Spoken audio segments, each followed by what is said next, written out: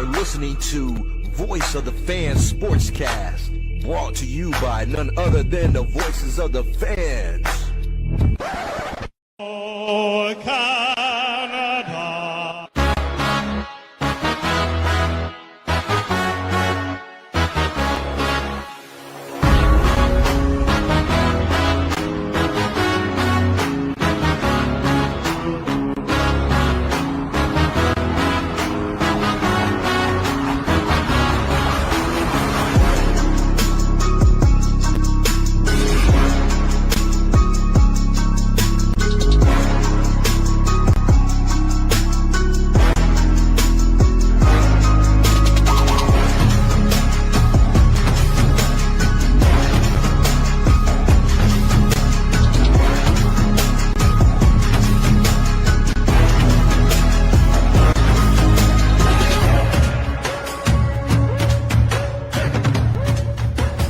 For Monday, the 4th of August, I'm Randy Katarey. This is Voice of the Fans Canada.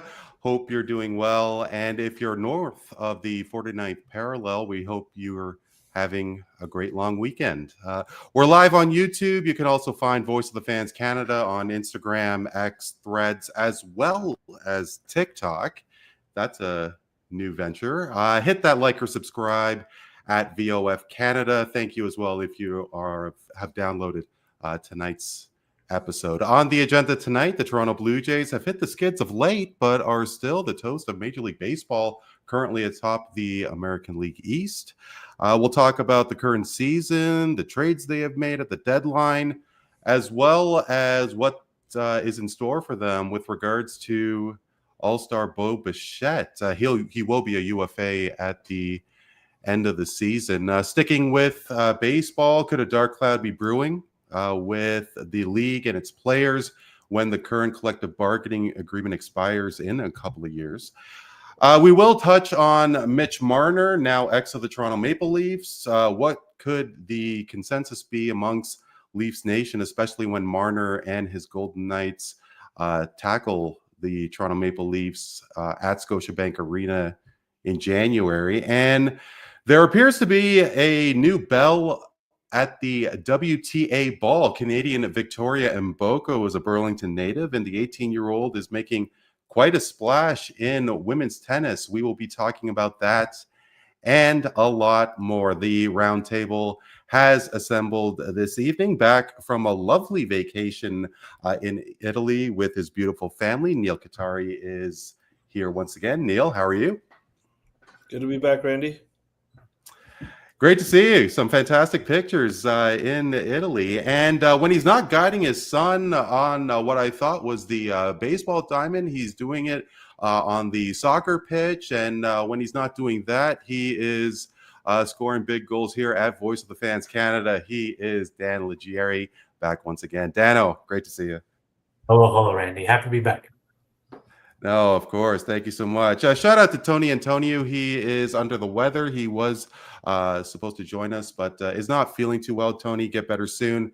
We'll definitely catch up another time. And fellas, it is a little frustrating to do a sports podcast in the summer. I mean, let's call it what it is. Usually there's not a heck of a lot going on. I mean, when you don't have the National Hockey League, when you don't have the NFL, when you don't have the NFL. But and we are definitely going to go really heavy with some exciting storylines in baseball. But hey, I think there's nothing more exciting than what's going on with our former prime minister. I mean, it is tonight's icebreaker, and former Prime Minister Justin Trudeau seems to have a new friend, and that is, of all people, Katy Perry. It definitely caught everybody off guard. I am trying to find a video. Oh, here we go. This was taken a few days ago. Justin Trudeau is at the Katy Perry concert, which was in Montreal. And a couple of days before that, they were spotted at a fine restaurant in Montreal.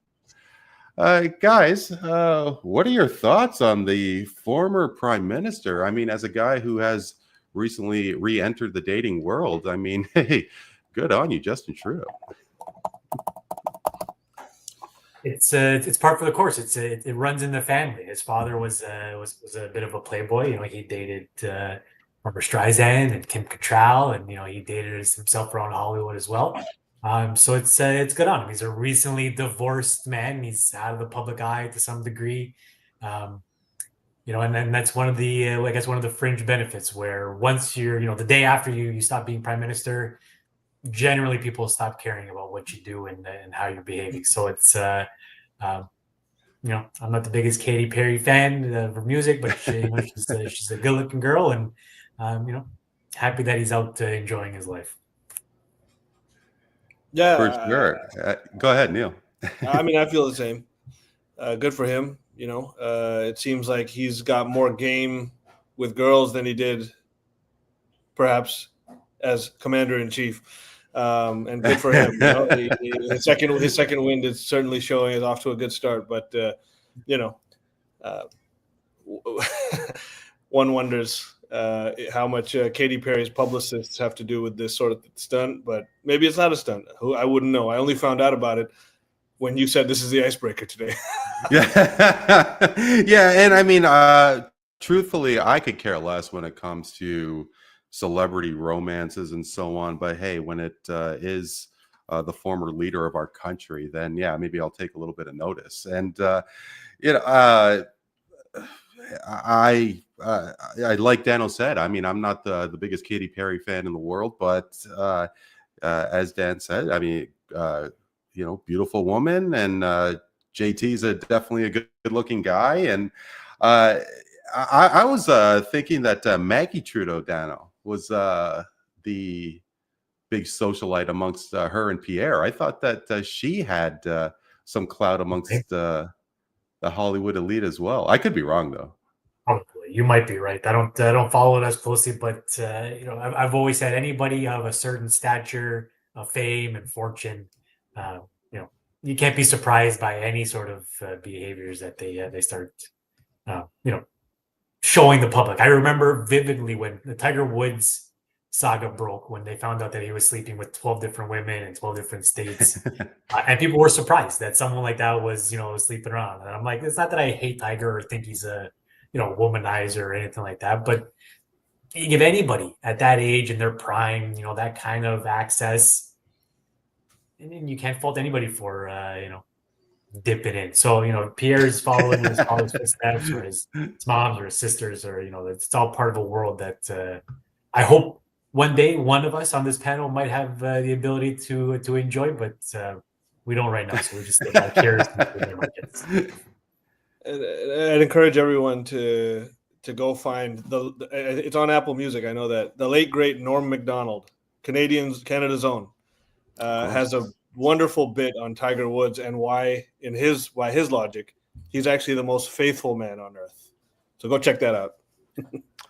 Yeah, and I mean, Norm Macdonald. I mean, one YouTube video that I keep watching for a comedic pick-me-up was his last appearance on the David Letterman show. I mean, just an absolute genius when he did Weekend Update. And I definitely should look up him and Tiger Woods, because he was always ripping O.J. Simpson.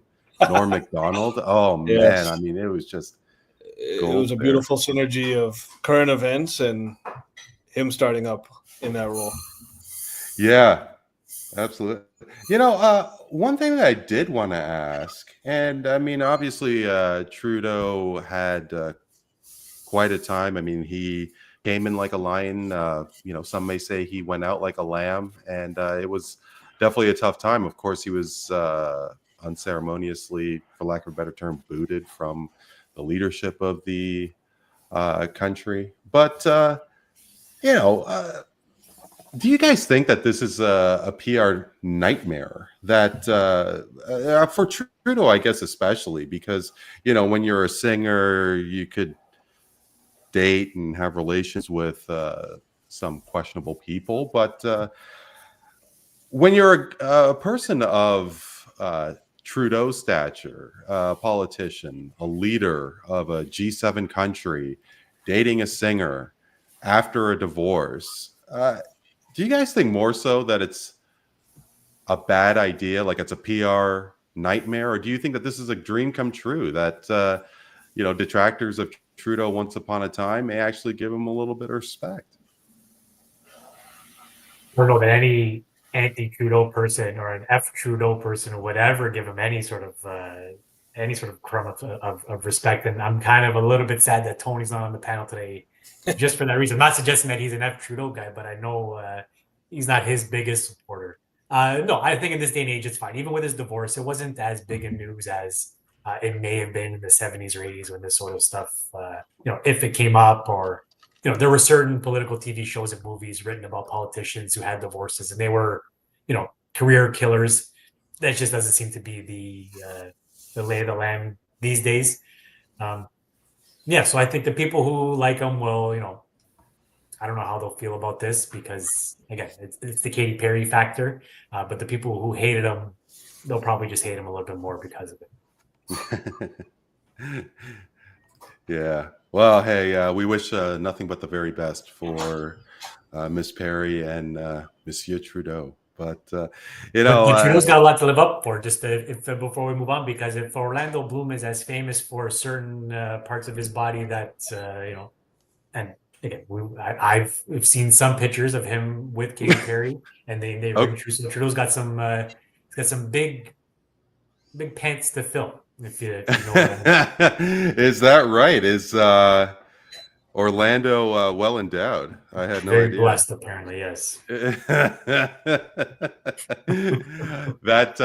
I'm a little surprised. You don't really think as Orlando Bloom. I mean, I didn't even know that. Is he even acting as much these days? I haven't heard. He was in Pirates of the Caribbean, right? Yeah. And Lord of the Rings. Yeah. Lord of the Rings. Yeah. I mean, that was what, close to a decade ago? 2 years, 20 years ago, I'd say. Wow. And hey, I mean, I guess Orlando's got a couple of bucks in the bank, and maybe he's moved on to bigger and better things. Good for him. Good, he'll be fine. Yeah, I'm sure he'll be just fine.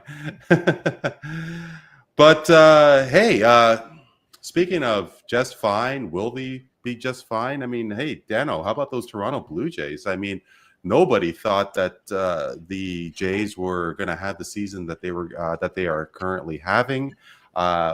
Last year they 12 games under 500, 14 games under 500. They did make the wild card game in the previous two seasons before last year, and didn't make it out of the wild card games series. But here they are. They're on top of the AL East, and yeah, sure, they've stubbed the toe a little bit recently, but nobody saw this coming. And gotta say, I'm tuning in a heck of a lot more to Blue Jays baseball. Dano, how about you?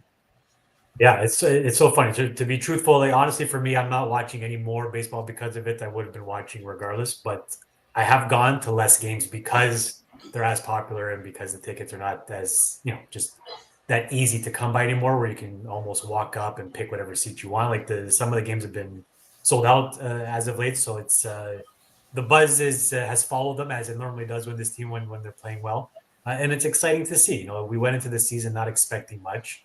We knew that they had a decent roster. We still got Vladdy and Bo, and you brought in Santander, who was supposed to make up some of the numbers around the bat, and then you had a lot of useful guys that are proving to be just that. They're still young, inconsistent, but Clement and Barger and Lucas, like these are the guys that have proven to be, what the Cleveland Indians or what the Cleveland Guardians were back when Shapiro and Atkins were running them, where they're not loaded with superstars. You maybe got one or two, but they're a really deep team, and some of them, they made a hitting coach change over the summer, and that seems to have worked in some favor. Truthfully, I don't know how you guys feel. I'll drop this and then and get your reactions, but I'm still not convinced that this is a championship team. I think they're at the benefit of being in a weaker league. The AL is kind of wide open. Detroit and this is behind them, and they don't strike fear into me either. The Yankees have been proving that they don't even want the division, even if if it was theirs for the taking. They keep fumbling it, and so stranger things have happened. It wouldn't surprise me to see them in a World Series. But I also wouldn't be surprised if they don't end up making the playoffs or if they completely fall off either, because they're just not built like a traditional championship team. Bieber was a great pickup if he comes back and plays the way that he can, if he can be your ace. Some of the bullpen guys they brought in are great to bolster that area. And again, Springer's out, Santander's out, Varsho and Kirk just came back from injury. So you've got a really deep team that can, single you and double you to death, like some other championships teams have in past. So, it's we're kind of playing with house money at this point, where we'll see. We'll take this as far as it'll allow us. But I don't know, Neel, maybe you can tell me differently how you feel, but I don't know that a lot of fans are expecting too much from this team at this point. What do you think, Neel? I mean, please.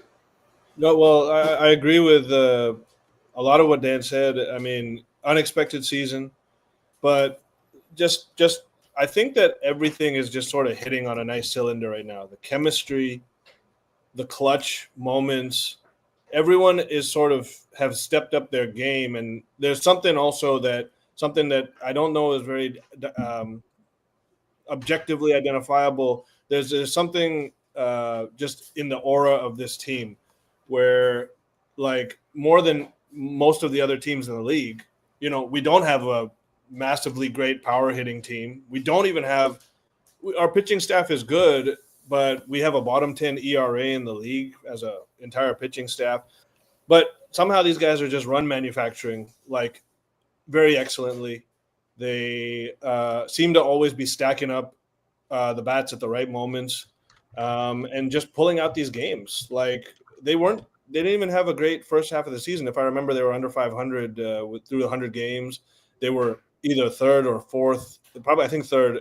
Baltimore was probably last, but they were really trailing the Yankees and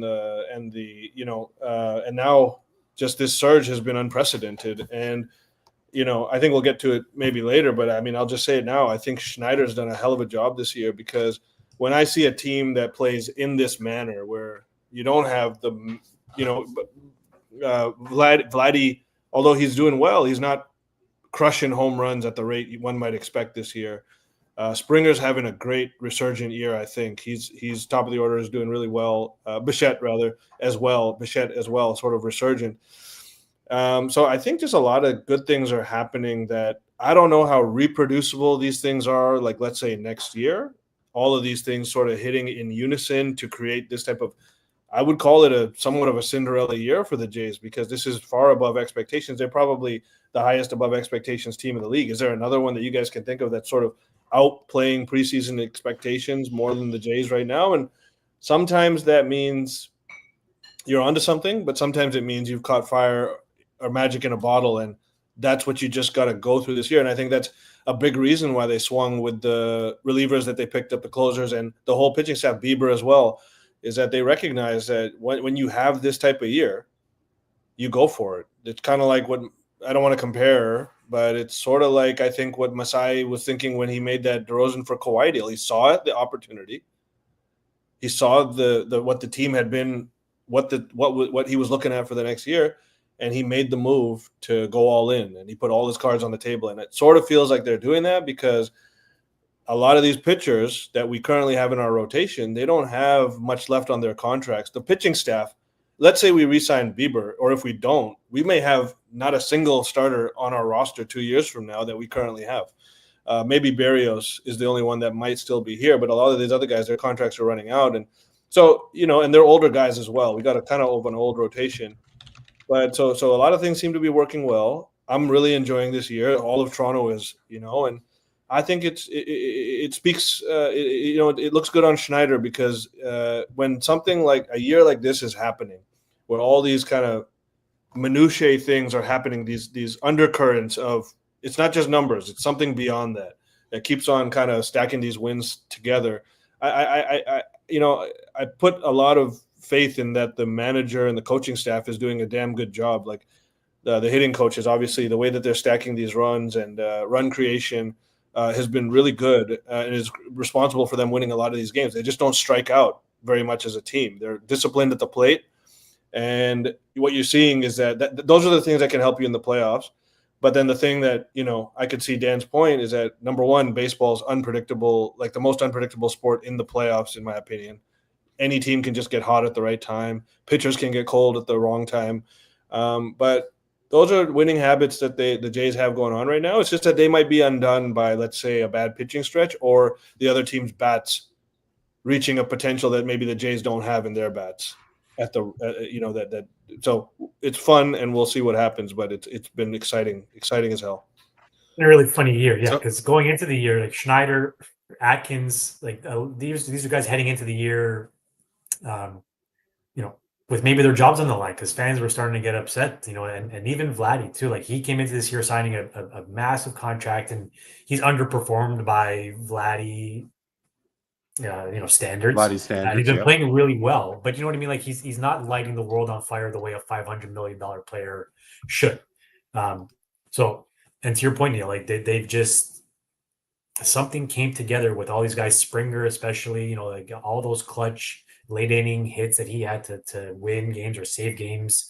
Barger, Schneider, even having his hot weeks, and the bullpen doing what it was doing. So credit to Atkins and Shapiro for recognizing what you have this year, knowing that you're 100% right. Where I think it's Gausman and Bassett are both free agents after this year, and even Bieber, now that they brought him in, he's got player options. So if he doesn't like it here, he can just choose to leave. So you look at the landscape of things, and you're like, well, we can take anybody in the AL easily. We might not stack up against the Dodgers or the Padres, but let them kill each other throughout the first couple rounds, and then we'll take our chances either in the pennant or in the World Series. So, definitely a few things to unpack. First thing, Tony did manage to comment regarding the JT Katy Perry union, and Tony goes, it's a perfect match. Two no talent liberal hacks. One is a fake astronaut, the other's a fake heterosexual. And Wouldn't it be great to have Tony, it would have been amazing. Tony, we need you to come on, but understand completely. Hope you're getting better soon. funny. I don't. What song was it that? Because I heard Katy Perry a couple times on this astronaut link, and is it Teenage Dreams or whatever that song? California. Anyway, whatever. The only Katy Perry song I know is that "Skip the Dishes" commercial. I don't even know that. Is it a good? Is it a It's good catchy. I will say it's catchy. But I guess so. With regards to this lineup, guys, I mean, why not? I mean, Springer aside, you do expect Guerrero and Bichette to have solid years. Guerrero's was an all-star. He was an all-star starter, and maybe he's not bombing the ball as much as we thought he should be, or maybe, and so on. But he's having a very productive year. Bichette is hanging in there, and when you have role players like the Clements, like the Addison Bargers, and you think about Nathan Lucas as well.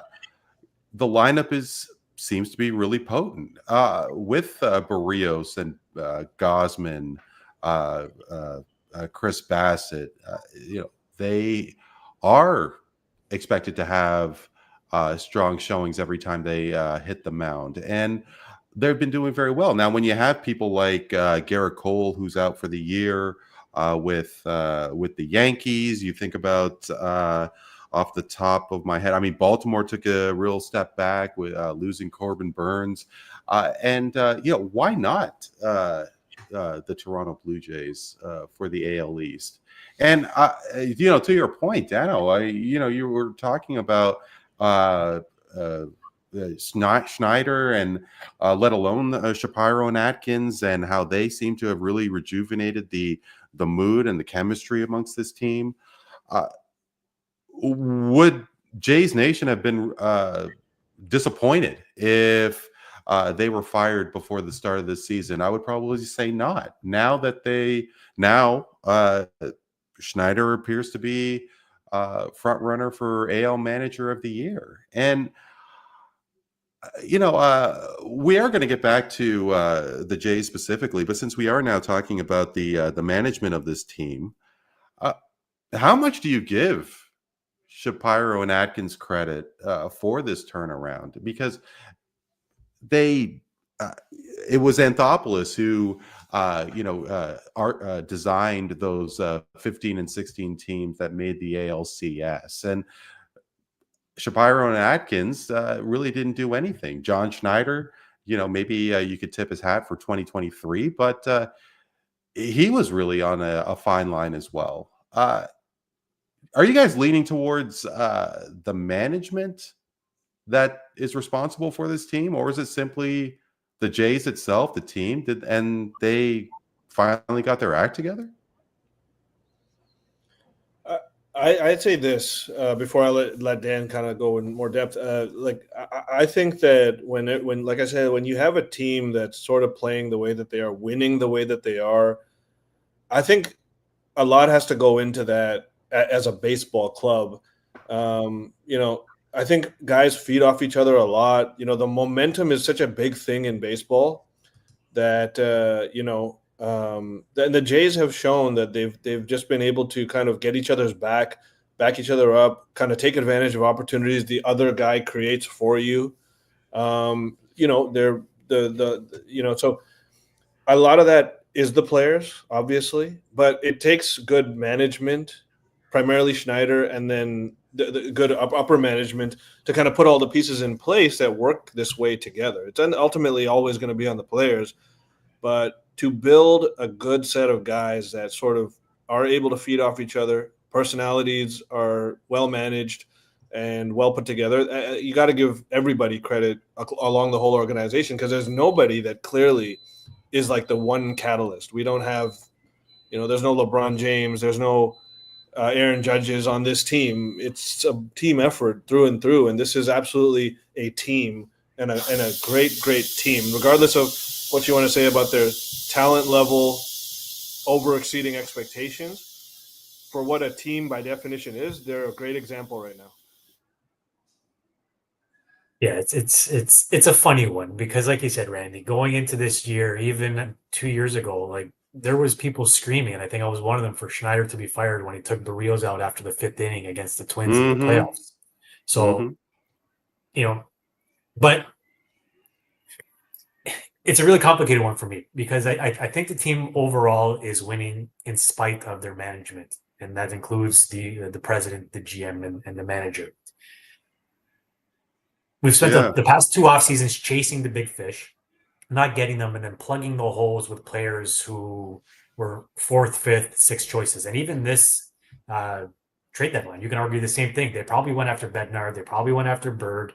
They probably went after like more higher end relievers, and ended up with whoever they could get because they got outbid, or players just don't want to come here. So managing the Blue Jays in the MLB is a challenge in itself, because players, I would assume, generally just probably don't want to come here. They'd rather go to anywhere else except for Toronto. But to Neel's point, the players they bought in, maybe by accident, they've gelled. They've come together, and they're playing like a team. Like they're not relying on 1 or 2 or 3 bats. It's not a top heavy, not in numbers anyway, or in production. Like in names, it's a top heavy lineup. But 1 through 9, this team's hitting.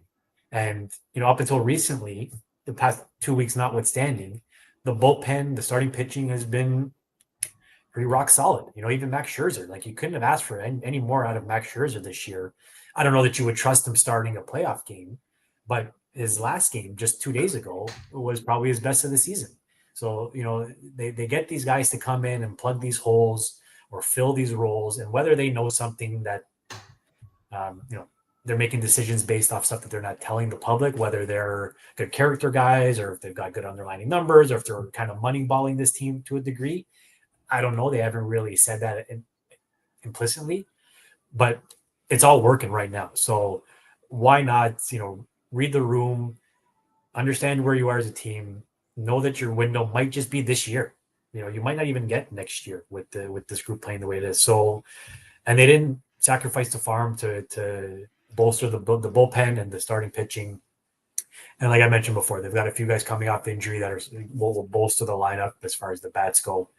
So we'll see. But at the same time, I'd be okay if Schneider got fired because I was never a big fan of his. I think he loses Even the now, team. you If you really watch really this interesting. team, and again, and I'm not a baseball expert by any stretch, but there's moments where like he seems to miss obvious moments that are little moments, which is what baseball is. Baseball is more chess than any other sports, right? It's micro moments that lead to driving a run past home plate, right? It's stealing at the right time. It's a false signal at the right time. It's bunting. It's a shift or whatever it is to make you inch closer to getting one more run across the plate than your opponent. I think he lacks that, I don't know, killer instinct or ability to outmaneuver some of the more tenured guys. Or maybe I'm being harsh. Maybe again, this is a guy that's only been manager for 3 years at the big league level. So maybe he's still learning his way through how to, navigate as well. But I don't know that they're winning because of their management. To go a long way to say that last sentence.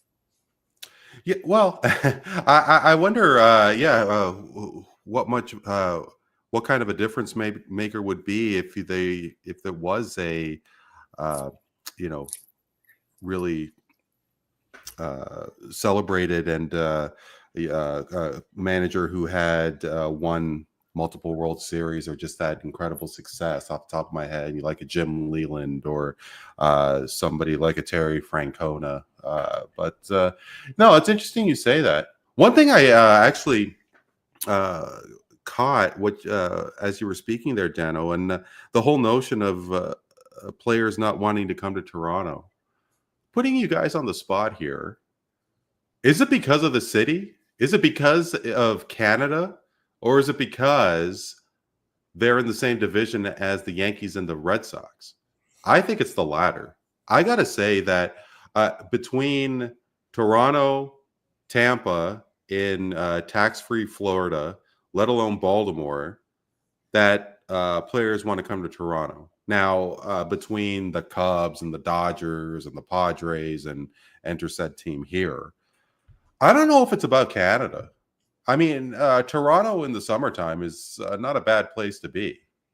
And I think the major albatross, not that the Blue Jays or anybody could really do about it, is because of the division they're in. What do you guys think?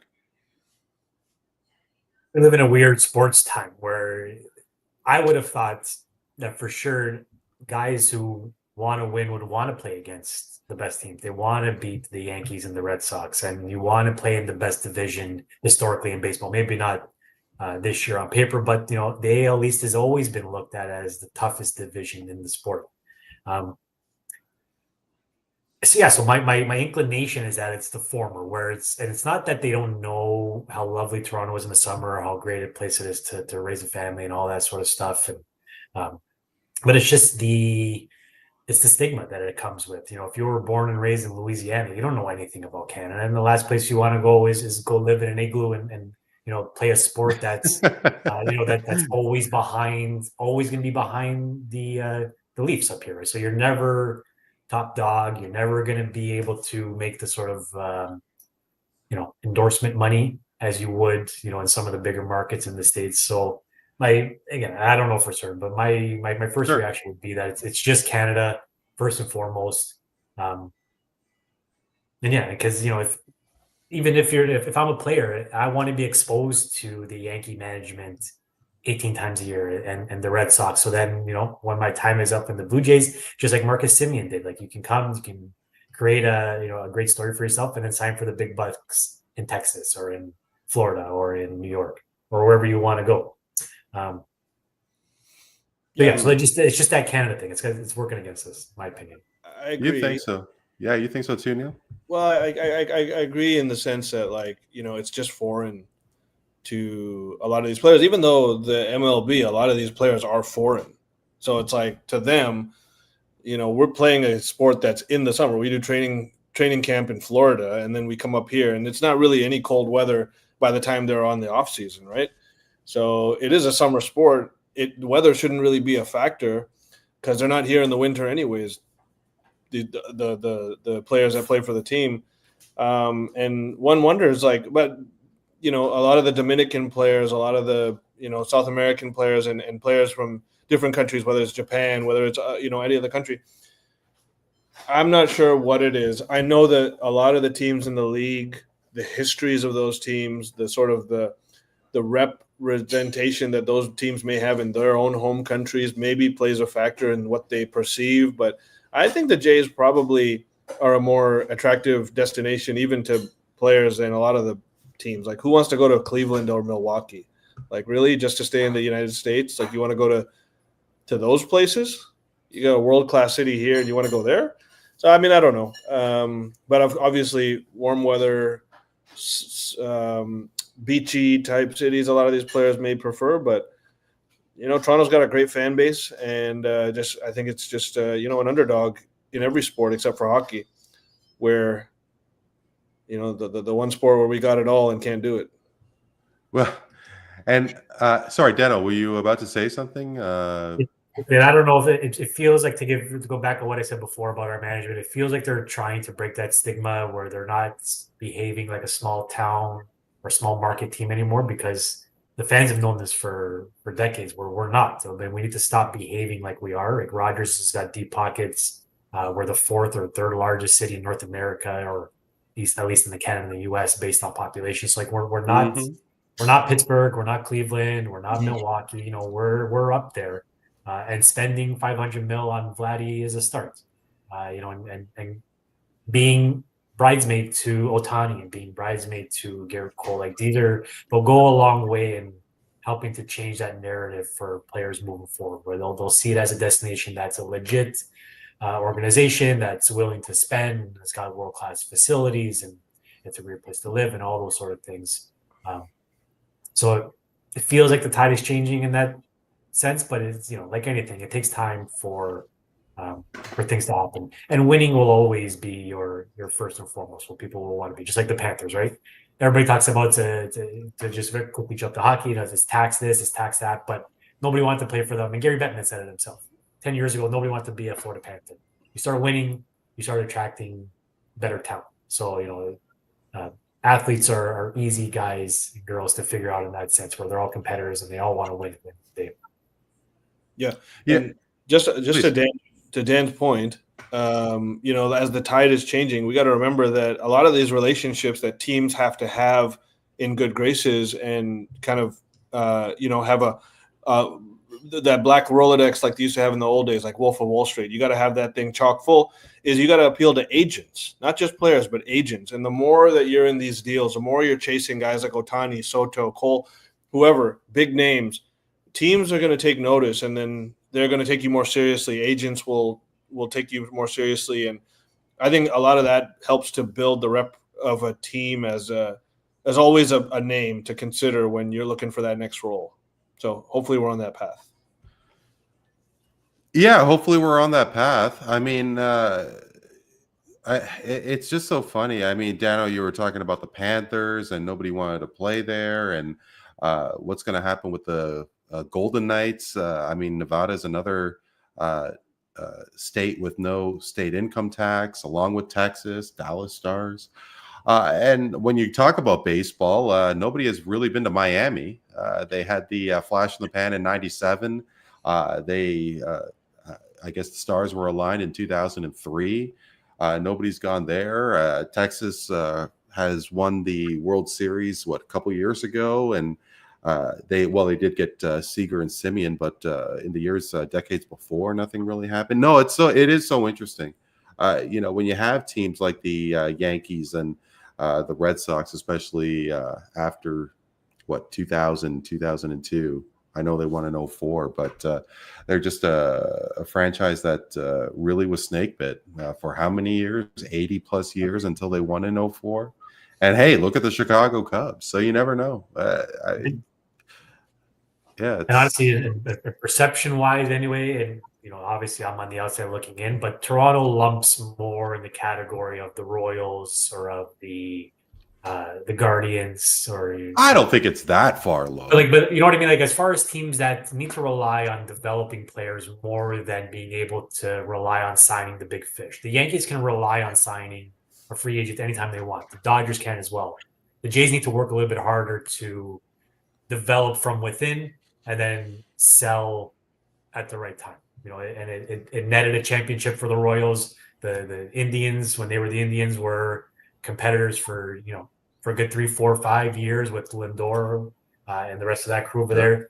So look at the Athletics. I mean, Dano, the Athletics. I mean, they were just pumping out stars, and they couldn't get their act together. they're, as far as we like to think that, and we know that we're a world-class city and we're up there with the big boys.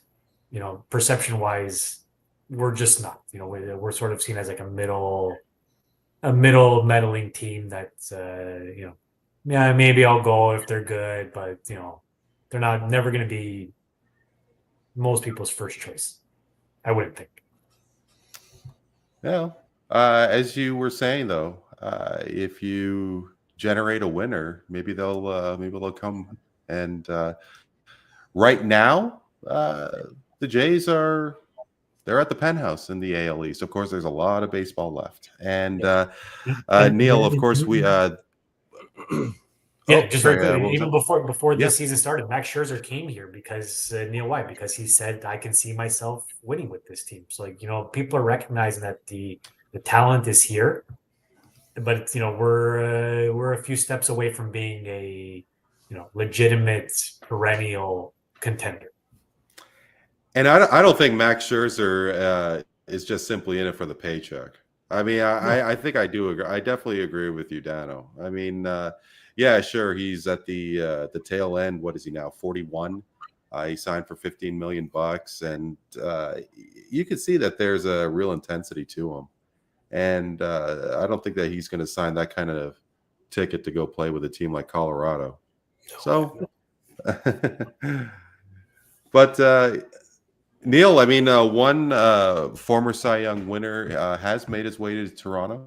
It is Shane Bieber. And Bieber has been hit hard with the injury bug over the past couple of years, and he only made 2 starts in 2024. He only made 21 the year before that, and Jays fans were excited with this trade that they made, acquiring Shane Bieber. Who knows, recovering from this kind of injury, what Shane Bieber could be. But do you think that he can be a difference maker, Shane Bieber? Because I am very reluctant. To me, it's like it is similar to Max Scherzer, where if you could get a couple of decent starts out of him, great. But I'm not expecting anything from Scherzer. I'm not really expecting anything from Bieber. What about you?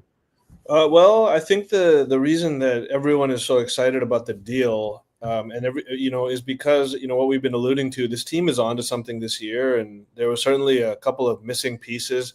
One was perhaps a bolster to their starting pitching, and the thing with this deal is that everyone's excited because the best case scenario is actually a palpable scenario.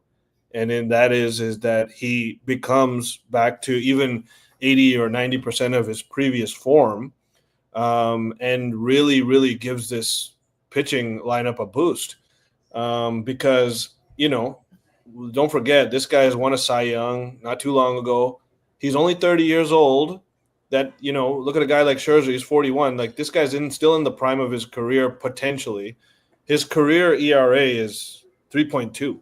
I mean, that's nothing to laugh at. That's really good. Nothing to laugh at. Absolutely. And so he may have a lot of good years left. And, it's not unheard of that pitchers come back after Tommy John and they perform well, close to where they were before. Yes, sometimes a pitcher, it really affects them and, makes them a different pitcher, but not always. And, I'm not too familiar with his pitching arsenal. What are his strengths? Is he does he rely a lot on his fastball? Does he have a lot of more skill-based pitches rather than athletic-based pitches? I'm not sure. But all I know is that he has shown that he can be an elite pitcher in this league. Now, his playoff record is not great. He's had some issues in the playoffs in the past, although he hasn't had many opportunities. But from what I'm seeing, he's doing really excellently in his rehab starts. That's not a be-all, end-all, but that's a really good indication that maybe there's something there. And the other thing I'll point out is that I think he was supposed to actually come back in June, but he had a setback, and they just wanted to give him more time. So if he's actually overcome something, that now he's showing all this potential in these rehab starts, this could be really good for us down the stretch if, in fact, it translates to when he starts games for us. And I think, like, not to compare this to, because nothing can compare to the Masai dealing for Kawhi, but like I said before, he saw that there was an opportunity now. He saw that he had this team that had everything but one, maybe two missing things to win a championship. And I think that the Jays management is recognizing that about the team now. They have a shot in the bottle chance, a magic in the bottle chance to turn something into something special. And so that's why they made this deal. That's why, Toronto made the Kawhi deal. So hopefully Toronto has hit this twice, because like we've alluded to, this could go south after this year. This could just be a one-off, and you could be back to fourth place in the division next year. We don't know, So I like the deal. This was before. Medium case scenario, he's an injury replacement sort of insurance policy if Scherzer doesn't make it down the stretch, And the worst case scenario, obviously, is he's just a different pitcher and he sucks. So I think the range of outcomes is pretty wild, but given the fact that, yes, you may have given up one of your top prospects, that person wasn't playing for the Jays anyways. So you still end up with the exact same team, even if it's the worst case scenario. Now, that being said, hopefully he doesn't blow a playoff game or two for you, but maybe he helps you win a series or two, So it's an exciting little element to what has been an exciting little season. And hopefully this is synergy that we need to take another step, because I'll point out, if the pitching staff, like you said, they've been solid, Dan, but there is room for improvement across the as a unit. But it also, like we talk about, the Jays are doing everything well, and Vladdy is not playing like a $500 million man, like Dan said. So hopefully he starts picking up the bat and crushing some long balls more so, because maybe that's waiting in the wind as well. Hopefully, we'll see if things hit at the right time. I hope that Bieber is one of those things.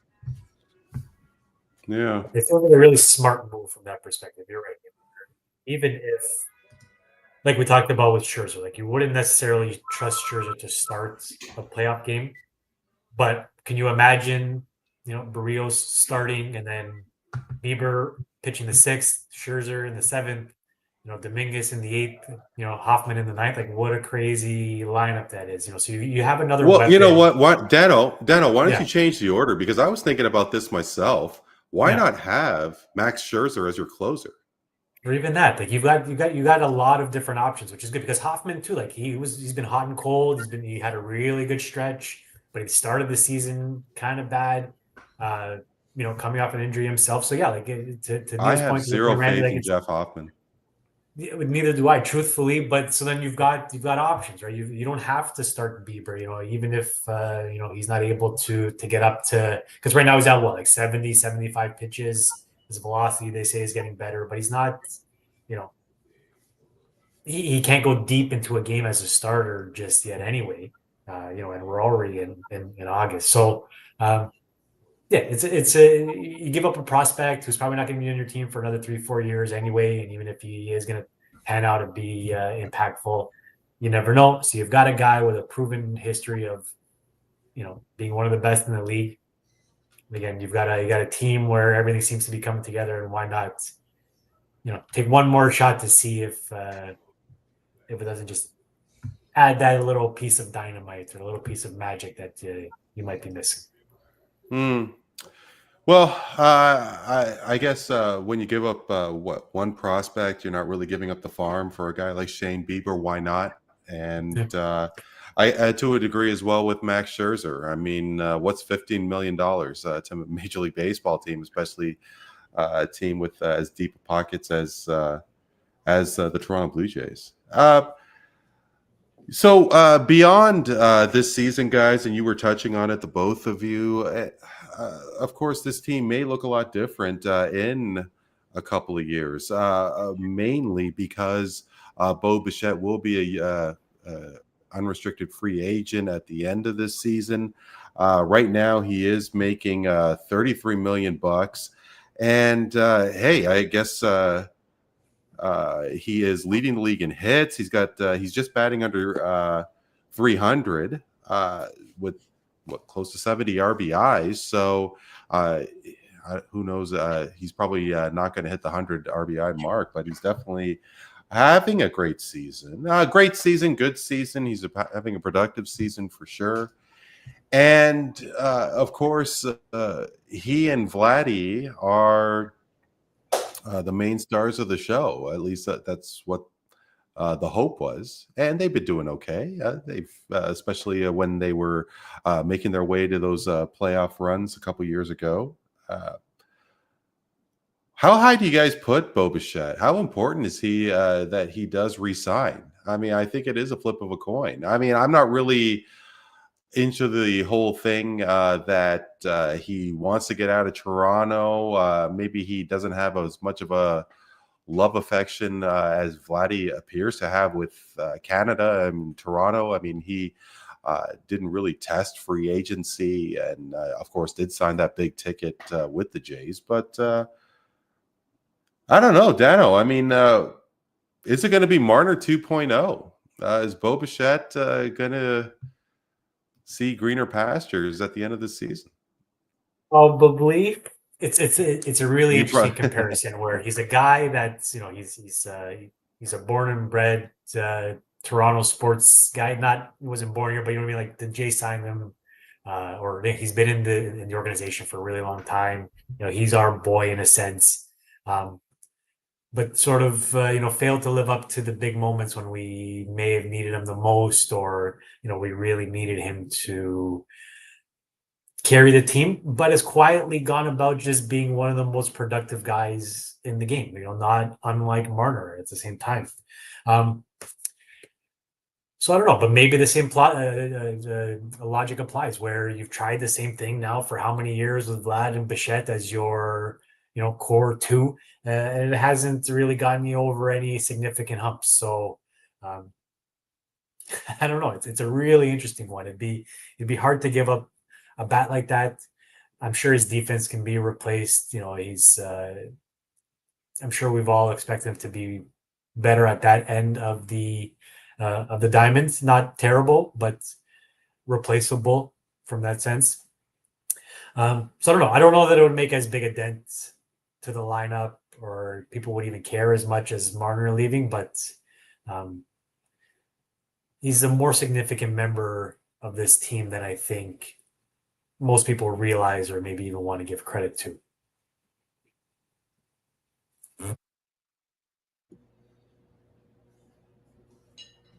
Maybe I should turn on my mic. Neel, what I was going to say, do you have any inclinations to where Bo may head to?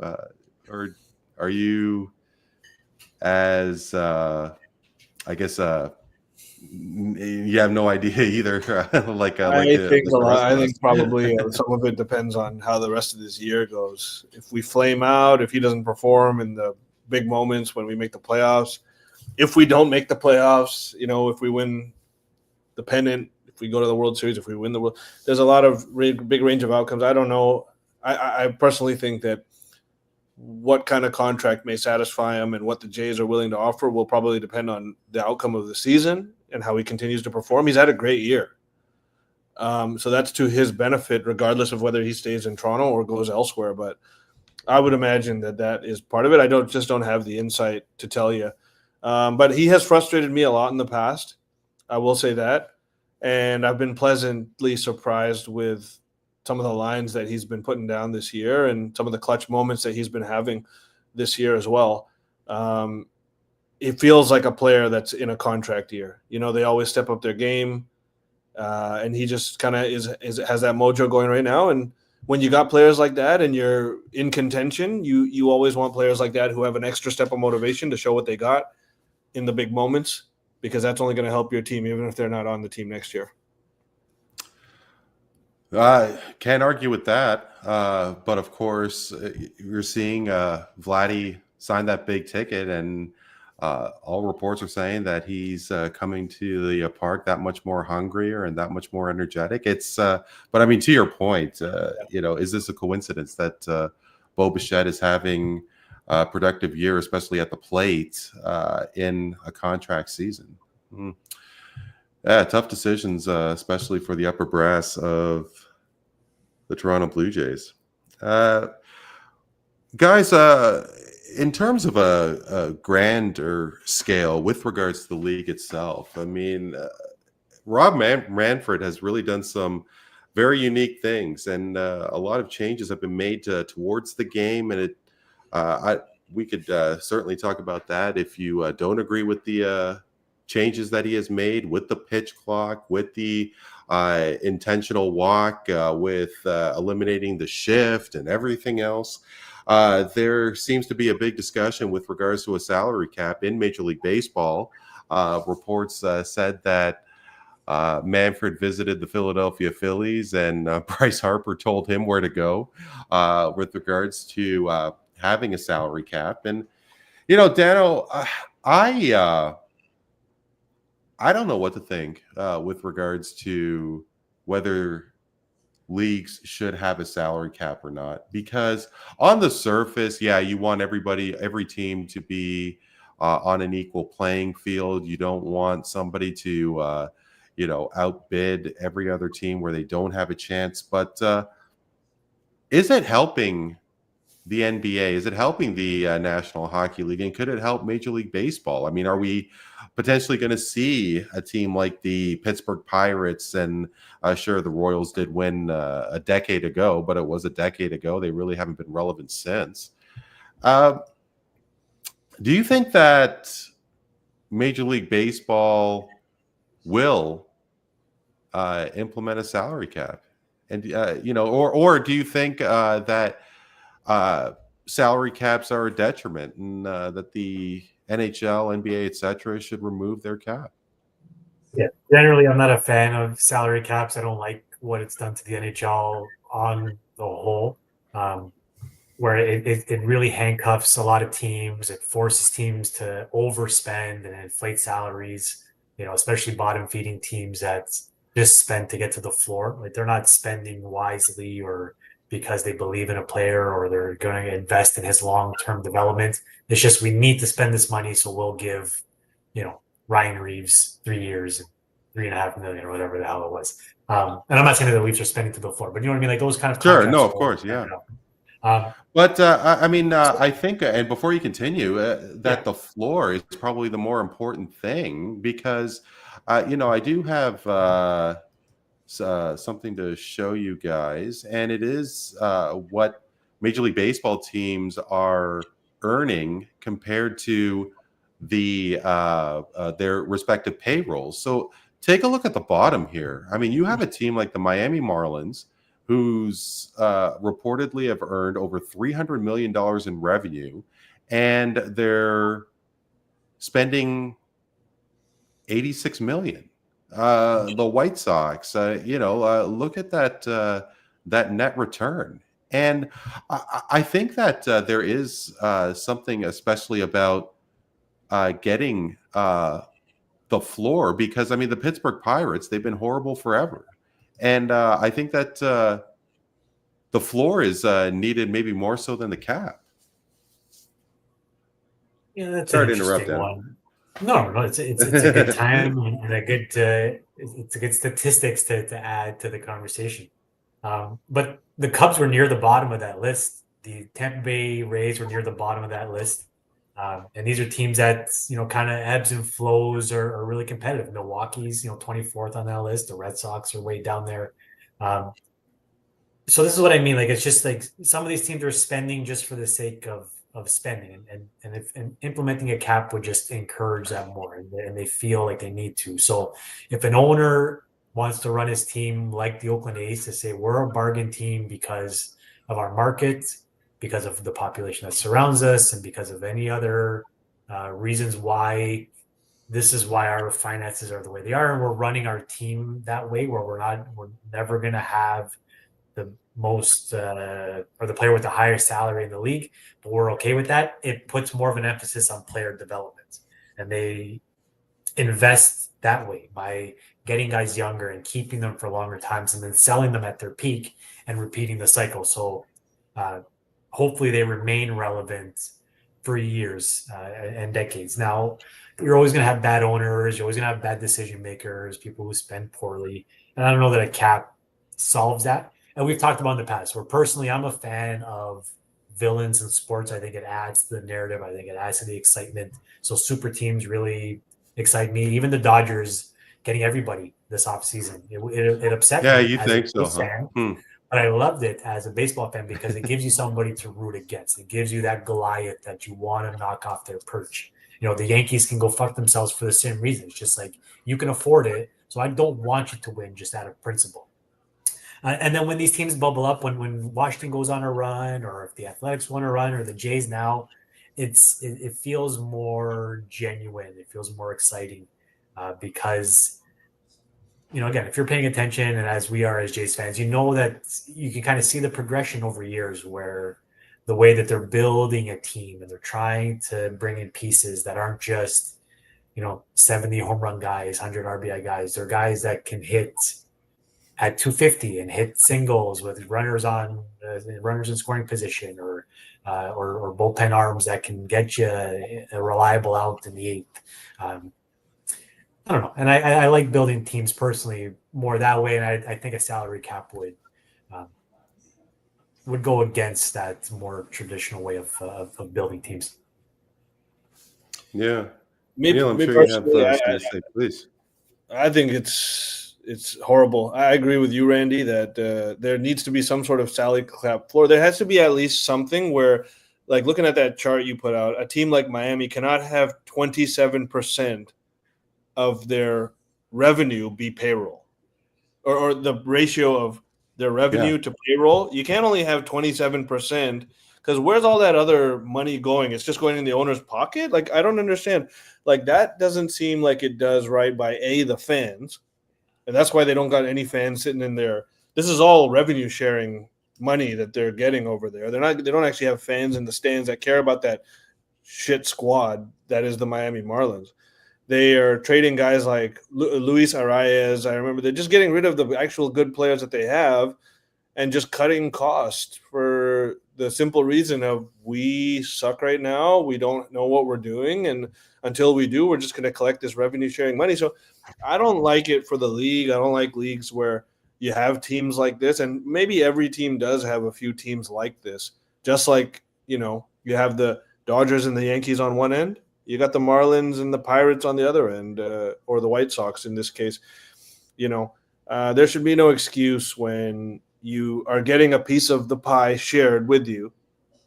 You know, part of what the Jays, the Yankees, the Dodgers are doing is making money for the league. Some of that is going to these bottom feeder teams. They're not putting even a respectable money dollar amount down to actually compete, because then you get into all this discussion about who gets to play the Marlins more.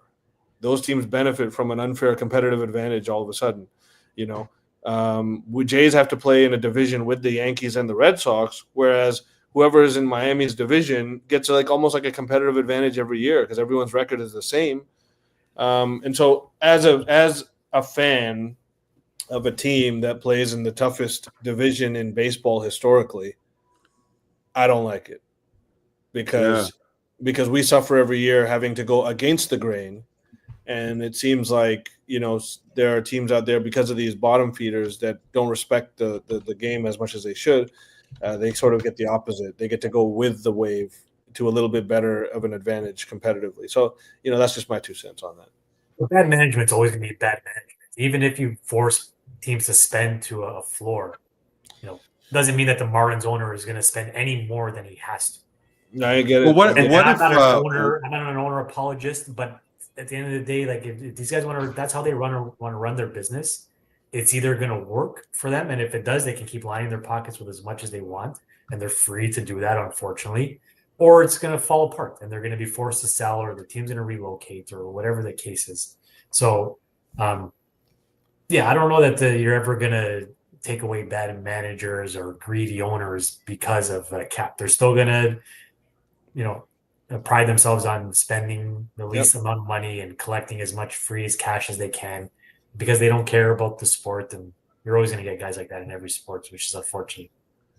And actually, Neel, before you jump in here, because Dan, I definitely agree with you for sure. But and look, who am I to say what's the big deal if you have to spend $30 million more instead of having that $30 million come into your pocket if you're a major league owner. But if you're a team like those Pirates and you're flirting for a wild card, I mean, it's been a long time since Barry Bonds and Bobby Bonilla were on those Pirates teams. But every time, you talk about the most beautiful stadium and the greatest stadium in Major League Baseball, and Pittsburgh Stadium is right up there. But the team is always a disaster. And especially because Pittsburgh is one of the storied franchises in the league. I mean, they've been around forever. And you have a team that maybe creeps its way, potentially getting to a wild card. The Pirates team, when Russell Martin was on that team, AJ Burnett, they were really followed, and they were at the top of the sportscast during that playoff run. I just wonder how much more money, especially because they are definitely, every single team in Major League Baseball seems to be in the black at the end of each year, that they're doing it is a really bad business model, and more so because they're just not putting a competitive team. How many more jerseys could the White Sox and the Royals, let alone the Pirates, could be selling there, and concessions if fans make it to the park? I just don't know what these guys are thinking. And Neel, I know you wanted to jump in, but I think that the floor is needed. There also was something about the NHL payroll structure and CBA that I wanted to get into. But yeah, Neel, you were about to. No, I was just going to say, like, this Miami situation or whatever, it reminded me of like Donald Sterling with the Clippers. He was a famously cheap owner. Even forget all that other stuff that got him out of the league, but he was a famously cheap owner, didn't want to spend ever. And that's why they were a joke the entire time he owned that franchise. And I'm just, I'm glad that we have a team that, like Dan was alluding to, they try to really break out the bank for a lot of these big stars. And they did for Vladdy. And, you see there that Toronto is number 3 in the league in how much payroll that they have relative to their revenue. So they're making, from a relative terms, some of the least profit in the league because they're pushing all of it to their payroll. And I like that. As a fan, you want to see your team spend on your players, and instead of the owners or the corporation pocketing, you want that money to go towards the fans, which is spending on the players. And so I like that we have that in Toronto. And that's a good thing in my opinion. Now, do we have a team that that's another question. We'll see how things look in a couple of years when a lot of these guys aren't here anymore. But right now, it's a good city to be a baseball team, to have a baseball team in. Deno, what you were saying there with regards to hockey and how nobody wanted to go to Florida and all the other additional comments with the floor that the NHL does have, I think that they would definitely thrive more as a league by removing the no trade clauses in contracts. And I know that this is not relative to in terms of payroll and so on, but I think that that's something that really needs to be looked at as well, because when you talk about NHL salaries, and I think the richest contract right now is Austin Matthews at $14 million. And these guys are sacrificing their bodies way more than basketball. And Neel, help me out here. Shea just re-signed for $70 million a season. 70 plus, yeah. Yeah. You got 70 million for a basketball player. You got 14 for a hockey player. Mm-hmm. And who knows? I mean, obviously, Dan, you and I go back over 20 years, and NHL hockey contracts have just rose incrementally since the early 2000s and such. But I'm interested to see what hockey is going to be like. Are they going to garner more revenue? Because there definitely seems to be an appetite for NHL hockey, especially in the United States. But if I was the NHLPA, I would offer removing the no trade clauses for an additional, say, $15 million in a salary cap. I know that I'm kind of throwing this at you, kind of unannounced, but I think that would be a great move, because really, I do think in the grand scheme of things, especially with football as contracts, baseball, basketball, that NHL is just absolute peanuts. And I do think that they definitely deserve more. What do you think? Yeah, absolutely. But, comparatively, the NHL just doesn't generate the same amount of revenue as the other sports, the NFL, NBA, and MLB. Like it's a distant fourth in the States in particular.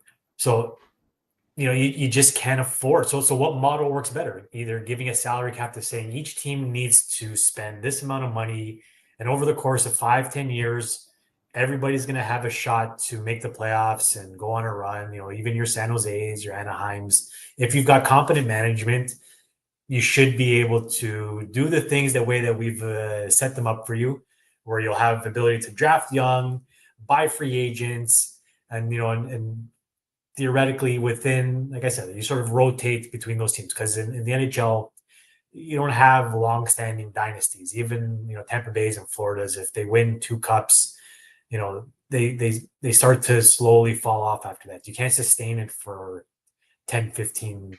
And it's like that for every league, sure. Right. I mean, yeah. Or would like you rather have? San Let's look at Antonio. it. Yeah. So let's look at a league like the MLS. Where it doesn't draw the same amount of revenue as the bigger sports, and you've got a team like Miami that's literally just buying their way to a championship. What works in the best interest of the league? Having that one team, again, that everybody can hate on, and everybody wants to watch, and everybody wants to see when they come to their town? Or do you want to see, playoff runs like in the NHL, where you've got 9, 10, 11 teams fighting for 8 spots come, the spring? I'm not sure. And to your point, What about you? What about you, Dano, when it comes to Major League Soccer? Because the thing that really killed it for me with Toronto FC is that they moved a lot of their games to Apple TV. Now, I am really frustrated with regards to Inter Miami.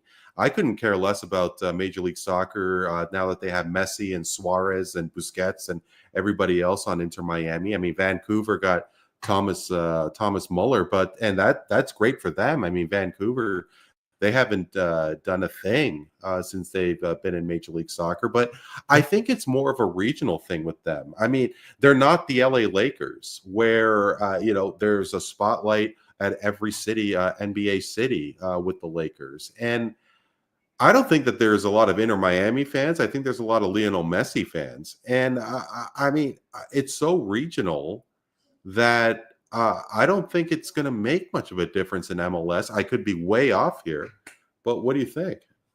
But then if you're the league, wouldn't you want that one star, that one big team that you can put into the Club World Cup and have them compete, and everybody sees them on the international stage? Which is if that was the case. Well, what's the Club World Cup though? But again, but if you've got to expand beyond that regional mentality, where the MLS wants to go international, they want to compete with UEFA, they want to compete with the Premier League, and they want to draw a name. So Thomas Muller, I can't say it for certain, I'm not Thomas Muller, but a part of me thinks that he may have seen what Miami's doing and the stage that they're putting Busquets and Jordi Alba and Messi on, and he wants that. I want to be, if I can't compete in Bundesliga anymore because I'm aging myself out or my talent isn't there anymore, I want to go to a place where I can market myself, where I can make the most money. And, Sure. And if any team in the MLS is willing to do that, and this is where a salary cap will work against any league, where if they can't afford to give international players or really good players or whoever they want to buy to help grow their brand beyond their regional market, or if they're forced to spend on players that aren't going to do anything to draw in new players or draw new eyes or sell new season tickets, then it's pointless. You're just spending money for the sake of spending money. So a part of me, and again, and I'm a bit of a liberal NDPer sort of guy when it comes to the societal politics of things. So I'm not a big fan of billionaires just spending and doing whatever they want. But that's unfortunately that's the system we have set up right now. So sports shouldn't be any different than that. Where to Neil's point, I would love an owner to come in and reinvest in his team and say I'm spending to win a championship, because you would think that they would know that winning equals dollars. You're not going to, even with the Leafs, winning will create more money than making the playoffs every year and losing in the second round. So you want that, but there's always going to be bad owners and there's always going to be bad management. And I don't know, and I haven't seen any hard evidence to suggest that salary caps make the overall league product better. Never mind team to team, but the league as a whole. I'm not convinced that that's the case. And as far as just quickly on the lifting the trade embargoes that are running rampant in the NHL, and the Leafs were, as guilty as anybody in handing out no trade clauses to everybody and their mother for a year. I hate it as well. Like you, I think we give way too much leverage to the players in that sense, where at the end of the day, this is entertainment. It's about winning. And, teams should have the rights, like the NFL, to terminate contracts based on performance, and move players as freely as they need to generate a winning product on the field or whatever surface they're playing their sport. Neel, I before we put a cap on, pardon the pun, the salary cap and all those items, I correct me if I'm wrong, I think we had this kind of discussion as well with regards to super teams, and Dan did say that he appreciated super teams, and I'm still of the opinion that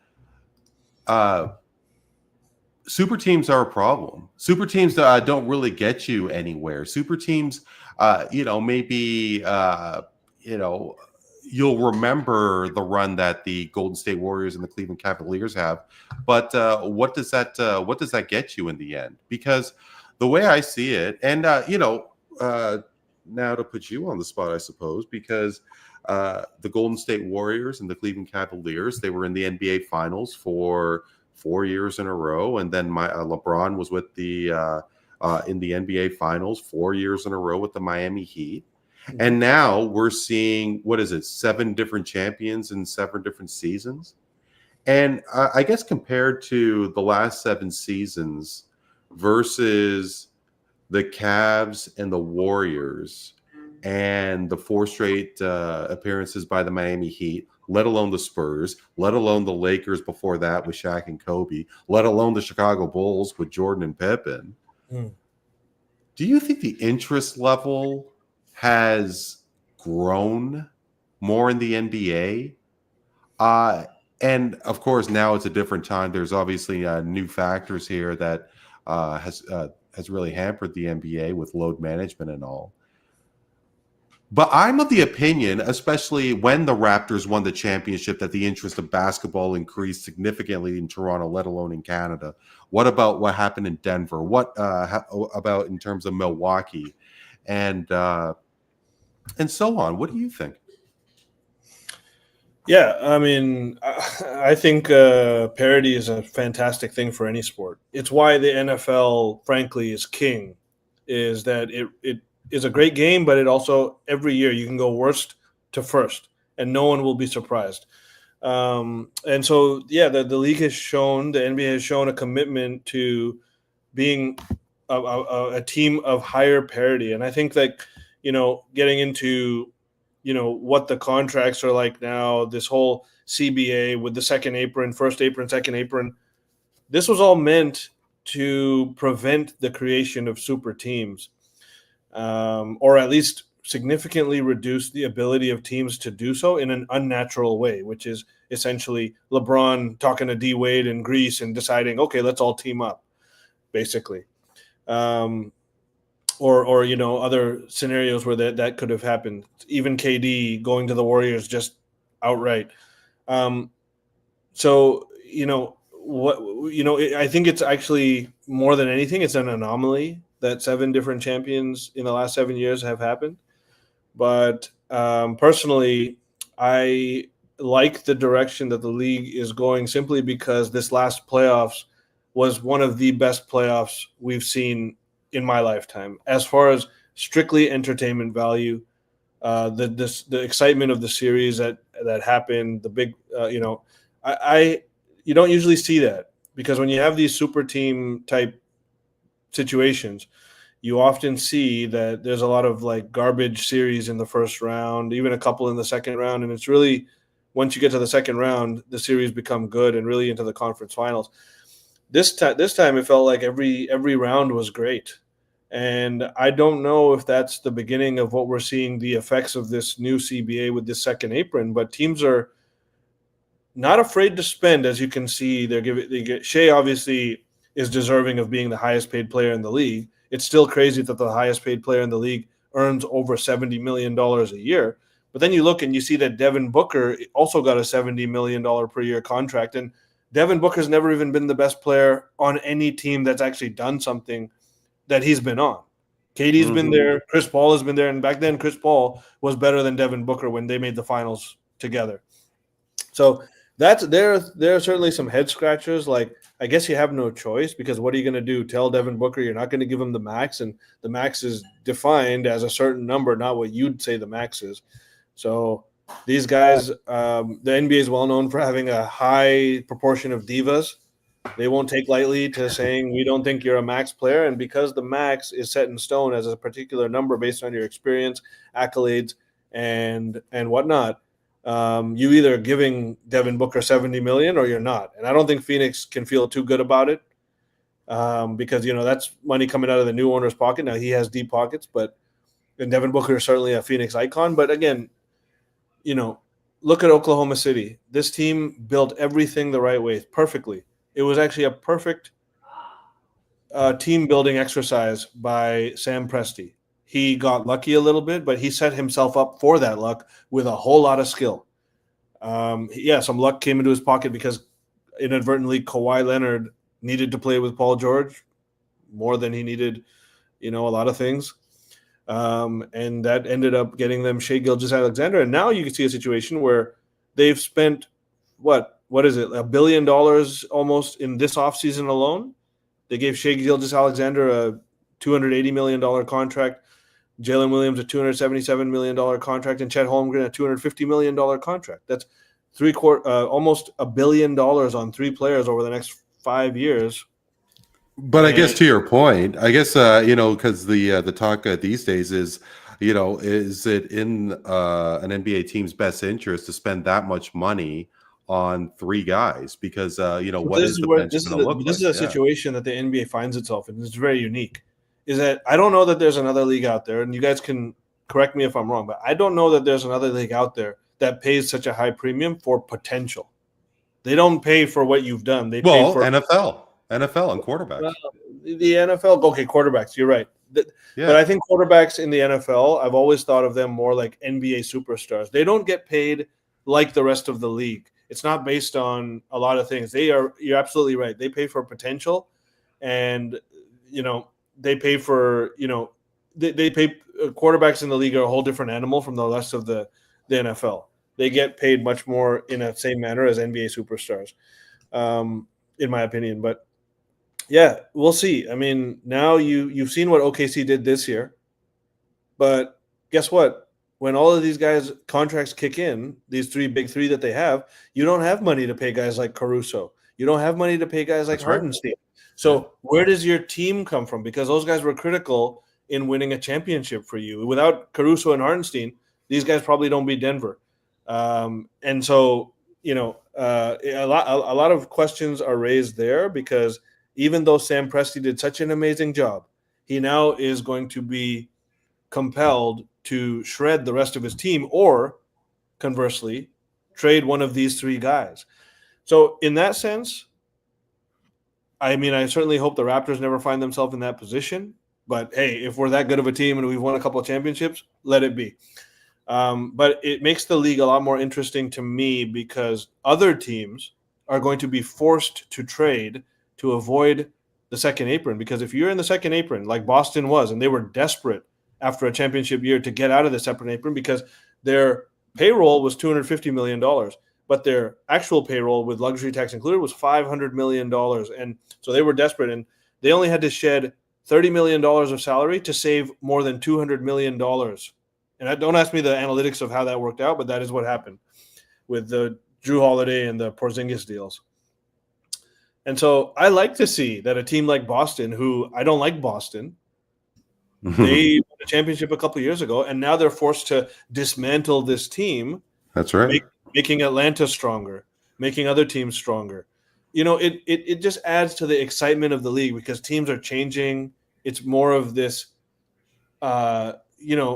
you have a limited time at the top type scenario, and you got to really hit on that time. Not only do you got to hit on everything, you got to hit at your time on the top because your time will be limited because you're not going to be able to afford the team that you are rolling with for too long.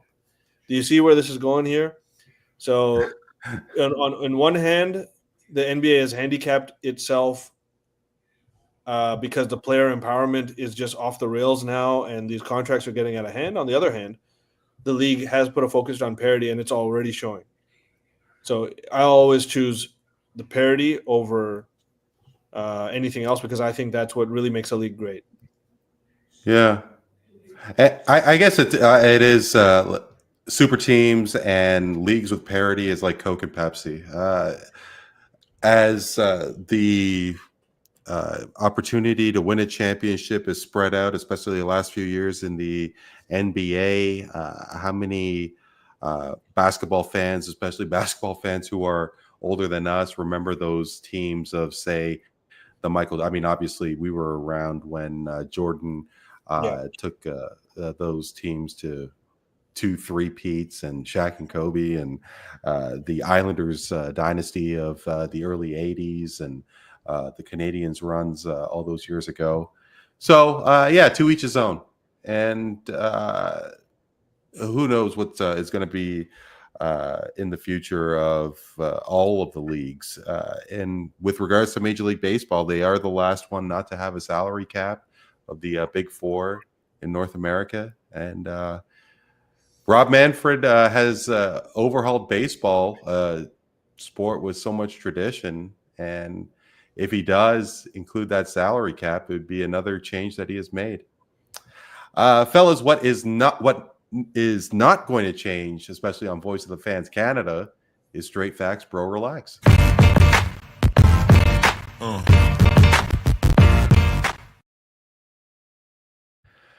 The final segment of tonight's episode is upon us, gentlemen. You know the deal.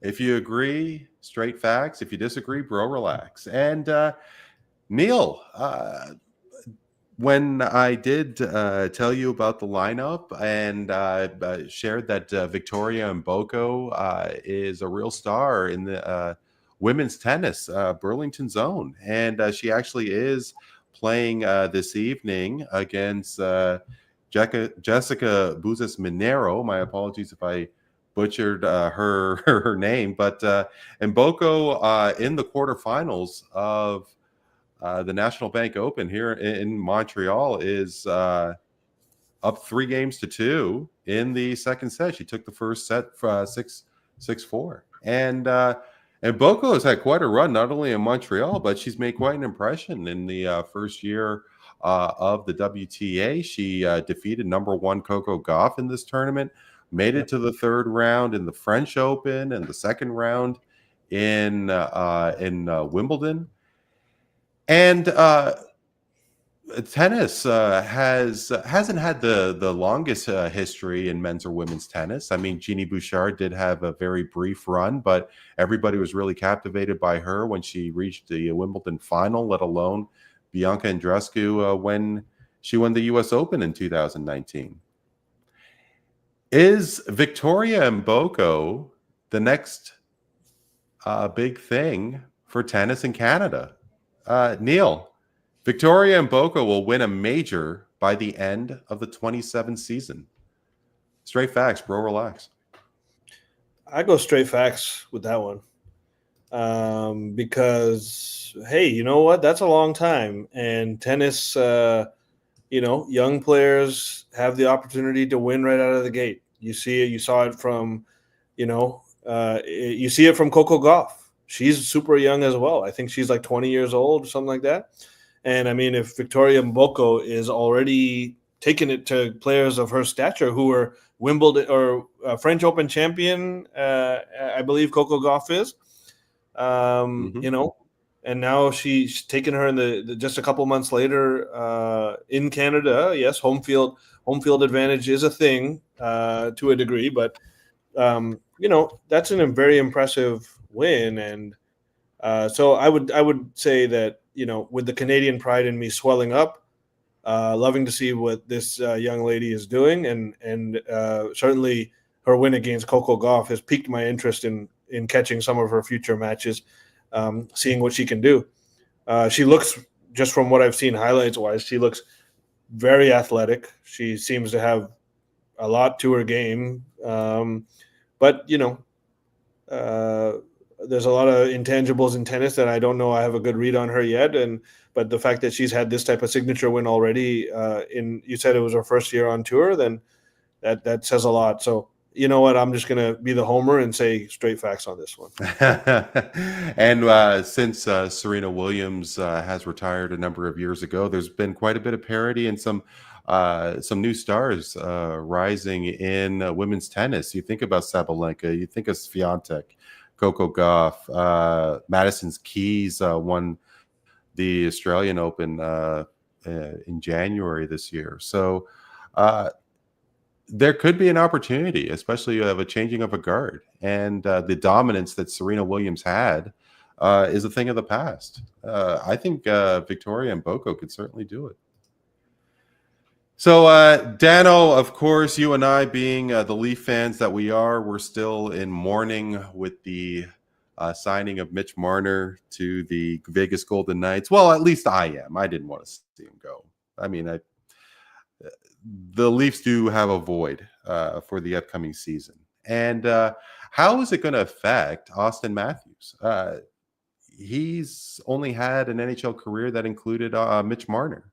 And during that time, Dano, he has, this past season, he had 78 points in 67 games. It averages to 1.16 points per game, which ironically enough was his points per game throughout his entire career. Is that going to rise? Is it going to drop? I mean, because Matthews is expected to carry a lot more of the load. Who knows who's going to be on Matthews' line? But is it going to be a rejuvenation for Austin Matthews? Austin Matthews will have a higher points per game next season. Dano, straight facts, bro. Relax. Straight facts. I think for the first season anyway, there's going to be a rebirth for the entire team, Matthews included, where I often draw the example of I forget the year, but there was a year that the Seattle Mariners won 140 games or something stupid like that. I think it was I think it was 2001. Yeah, it was the year after they got rid of who? Was it Griffey or A-Rod? It was A-Rod. It was A-Rod, yeah. So they got rid of A-Rod and they went on this run. So we've talked about this. It was kind of a theme in today's show where teams win championships. Star players don't always. NBA may be excluded. So I think the Leafs and Matthews are going to have a resurgence. They're going to have a refocus. And I think Matthews is going to have a dynamite year. Remember last year he got hurt in training camp. He missed a sizable chunk of the season with a mysterious ailment that took him to Germany. to get some treatment that nobody knew what the hell was happening with him. So he had a rough year, and he still produced at an elite level. And throw in the Four Nations on top of that. So he played a lot of hockey in a very short window under some pretty bright spotlights. And this year will be no different with the Olympics as well. He'll lead the American team there. Yeah, exactly. And coming into a season without his Robin, for lack of a better term. But I think he'll have a dynamite season. And I think his points per game will increase this season. So I'm looking forward to it. Yeah, I think I am too, and I'm right there with you. I think that this season with the new scenario that Matthews will have, I think that will spark him. You talk about who the Mariners and giving up A-Rod, and the Mariners went on that run. I mean, the Washington Nationals' first season without Bryce Harper, they won the World Series. So anything can happen. So it would just be ironic if the Leafs were able to do something significant in the playoffs and Mitch Marner was not a part of that team. But, well, we can only hope, Dano. Guys, thank you so much. As always, it was a blast. I hope you guys are having a great long weekend. I guess back to the grind for tomorrow. But, fellas, as always, thank you so much for joining me. Always a pleasure. Andy. Always a pleasure. Tony, get better soon. For Neel Katarey and Dan Leggieri, I am Randy Katarey. This is Voice of the Fans Canada at VOF Canada on most social media platforms. Hope you're doing well and keeping safe. We will talk to you next time.